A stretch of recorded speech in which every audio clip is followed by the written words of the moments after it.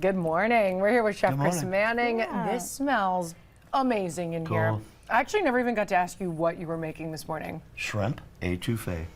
What does that mean? Étouffée is a Creole dish. French is étouffée. French is for smothered. Smothered. I love Okay, it. so lots of sauce, and that's what it's all about. And you start with making your sauce, and then you add the shrimp at the end. And this is fab.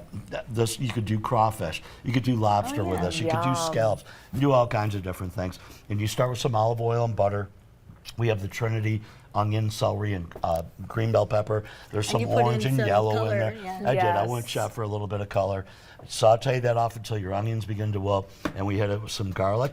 Then this is my own. I add bacon to it, and I want that You don't have to if smoky- you want it to be a Lenten dish. Exactly, but, you can do Right. that. but you can. Yeah, so, and I didn't put that on the recipe, to be very honest with you. I just wanted everybody to know. That's just my little thing. I think bacon and shrimp go incredibly well Yes. together. You pop that in there, then you season it up. And so I've got Creole seasoning. You go to our website, and it's archived. You've got Creole seasoning, and then I take all-purpose flour, and you make a roux.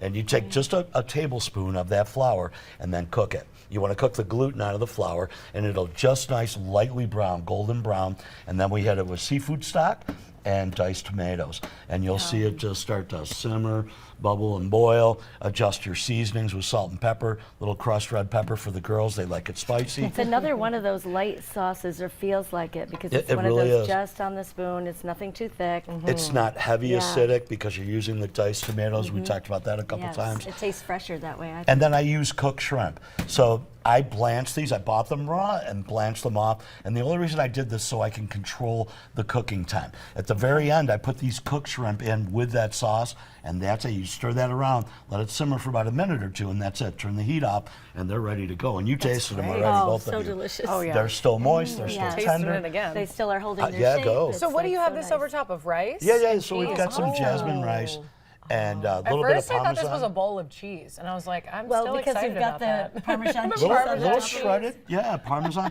and then I hit it with I'm some of not that against a bowl of Mediterranean cheese. salt.